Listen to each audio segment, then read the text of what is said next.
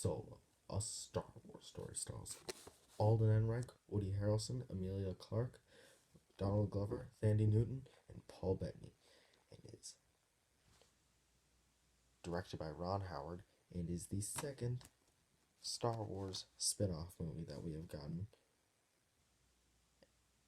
and was released 2018, and is most famous not for, the movie itself, but for being a bomb at the box office. The first Star Wars movie to be a bomb.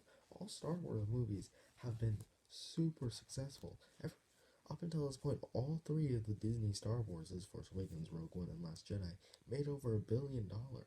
So, of course, this one seemed like a surefire way to get $1 billion. Was it? Nope, it was not.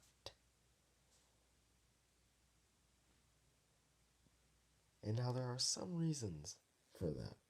A, no one really asked for a Han Solo movie.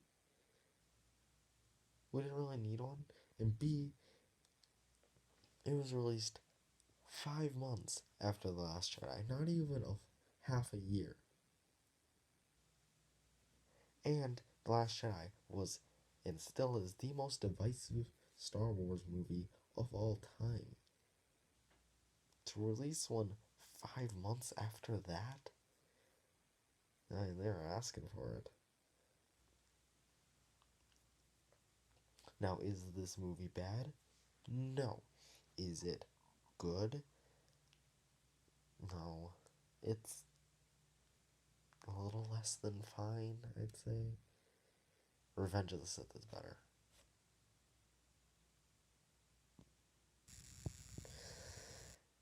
I was still holding out hope for this and excited because, well, hey, Star Wars. I try to be excited for anything Star Wars.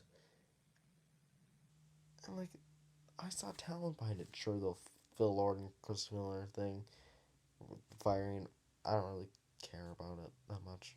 It happened, it's over. Ron Howard is a capable director, and all these people are capable stars. I was like, this is looking good. Some of the trailers I liked. So I was pretty disappointed walking out of the theater. And my first Star Wars ranking, I actually put this above Rogue One. I don't feel that way anymore. It's gone quite down now.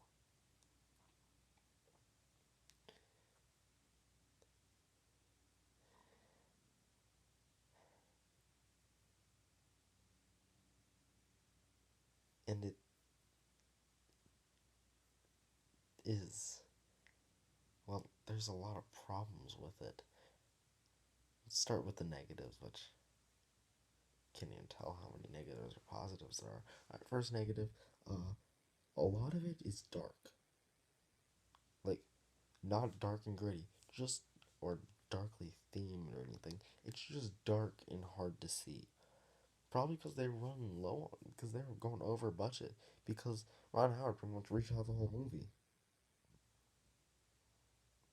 So they were going over budget, so they made everything super dark. And, well, it doesn't really work for me. It gets really hard to see, and I don't enjoy those scenes that much. The beginning, I'm not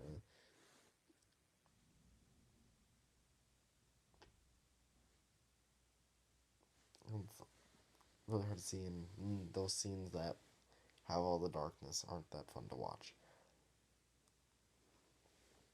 Some characters that get introduced seem like they might have a bigger role, and I don't get mad about the whole bait and switch thing. I mean, I thought it was super funny when Deadpool 2 did it with the X Force. But I don't know, you put like Thandie Newton in like one of the starring roles, like starring credits, and she's barely in the movie. Feels kind of cheating.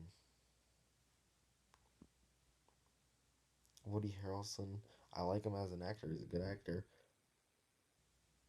but it could have been anyone in this movie. It didn't have to be Woody Harrelson, which is also really upsetting because, like, when Woody Harrelson's in a movie, you remember Woody Harrelson. It's Woody Harrelson. But yeah, you don't. this character could have been played by anyone. When I look at characters like Tallahassee and stuff, I can only see Woody Harrelson playing him. This I could have seen anyone play it. A lot of the origin stuff for Han, I don't like. Like, I didn't need to know how he got his blast or anything. I thought that was kind of lame. For all I know, he could have bought it at the nearest convenience store. I didn't really care. I just knew he had a blaster. It was a pretty distinct blaster, yeah, sure. And a pretty iconic one, but I didn't care how he got it. I just assumed he always had it. Or he just bought it or stole it. I would never, like, theorize, like, oh, did someone give it to him? No, I was just like, oh, he's got a blaster. But it's always everyone else in this universe, so it's not that big of a deal. Some of the action scenes are a little underwhelming. It's not the best paced. Paul Bettany as a villain is pretty eh. Uh Emilia Clarke is pretty in this movie too.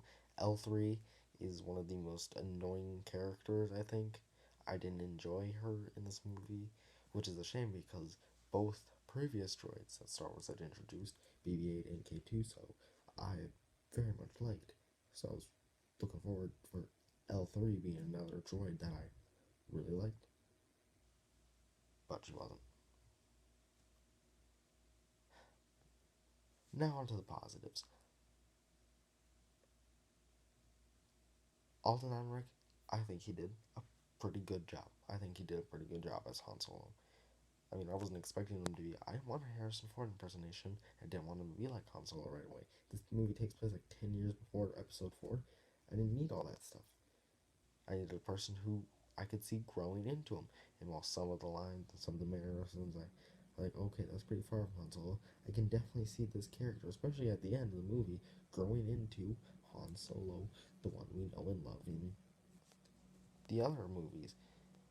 So I thought he did a good job. Of course, Donald Glover constantly gets praise, which he should. He's great as Lando, but I mean, it's Donald Glover, so I mean, it wasn't that hard. The Kessel Run scene, which we see in this movie, I like. It's a pretty fun scene, really great. I like it. It's probably the best moment in the movie. The the first and third act. The first act is fine. I like the third act. I think I'm a big fan of the third act. I think the third act is really good. That second act, it's hard to sit through. First act, fine. Second act is where it's just hard to sit through. Then third act's like, oh, that's pretty good.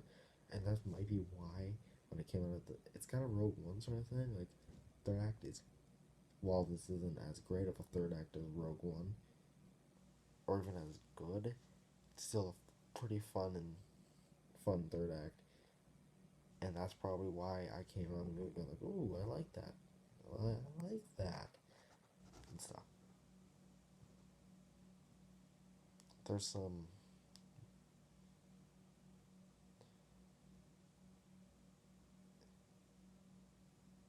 they bring back Darth Maul, which I like. I like that they brought him back in the movies because he had come back in canon. Clone Wars and Rebels, those are canon. But we haven't seen him in movies since Phantom Menace, and I'm glad that they brought him back. I think that was a really cool twist, and if we do get the Solo 2 and Solo 3 that we reportedly we're gonna get, then I definitely think Maul should be in it. I like seeing the card game of Han and Lando, and how Han got the Millennium Falcon. I never really wanted to see it, but I'm kind of glad I saw it. I thought it was a pretty good scene. I also really liked how Han and Chewie met. I thought that was a fun encounter. But yeah, that's Solo. There's not much to say about it. It's a pretty uneventful movie too. It's pretty. There's some moments in it that are fun heists. There's a little train scene in the first act. That's probably what keeps that first act afloat. That's that train heist. Uh, but yeah. Also, that's a really cheap thing for a lightsaber. Like, they had to apparently have a lightsaber in every single Star Wars movie, so Maul randomly just goes like, I don't know why. He just does it. I'm gonna give Solo, a Star Wars story, 50 Millennium Falcons out of 100. It's a very middle end of the road. It's pretty upsetting for a character this beloved that his movie doesn't get as beloved as his character. So that's pretty disappointing. Have you seen Solo Star Wars Story? What did you think of it? Do you like it more than Rogue One, less than Rogue One? Are you interested in seeing the reported Solo 2 and Solo 3 that might begin, but probably not because of those box office numbers? Let me know in the comments below. Make sure to like and subscribe. This is Jordan from Jordan Reviews, signing off.